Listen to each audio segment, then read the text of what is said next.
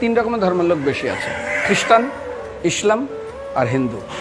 100 জন খ্রিস্টানকে যদি একই প্রশ্ন করে তোদের ভগবানকে, একবারই বলবে আমাদের ভগবান ঈসা মসীহ, যিশু খ্রাইস্ট। মুসলমানকে জিজ্ঞাসা করবে 3 থেকে 5 মানে মৃত্যুর আগে পর্যন্ত, যাকে এই তোদের ভগবানকে, একই উত্তর দেবে, ভাই আমাদের ভগবান হলো আল্লাহ। হিন্দুদেরকে যদি একই প্রশ্ন করা হয়, ভাই তোদের ভগবানকে, কনফিউজ। 100% হিন্দু 100% কনফিউজ, জানে না ভগবানকে। দ্বিতীয়ত, যদি তুই মুসলমানকে জিজ্ঞাসা হয় তোরা মসজিদে কেন যাচ্ছিস, ওদের শেখানো হয় মসজিদে যেতে হবে নামাজ আদায় করার জন্য। সপ্তাহে ওরা 100% একদিন মসজিদে যাবেই। তুমি যদি খ্রিস্টানদের জিজ্ঞাসা করো তোমরা কেন কোথায় যাবে, কোথায় যাও না, আমাদেরকে একদিন তারা চার্চে যাবেই। কেন? ঈশ্বরে প্রার্থনা করার জন্য, ওদের শেখানো হয় জন্মের থেকে, এটা সংস্কার।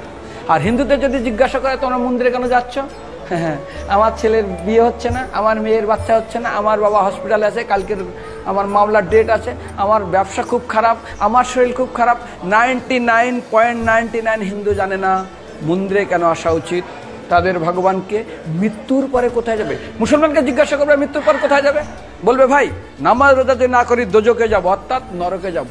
যদি হিন্দুদেরকে জিজ্ঞাসা, ওদেরকে বলবে আর যদি করো নামাজ রোজা করি তাহলে বেহেশতে স্বর্গে যাব।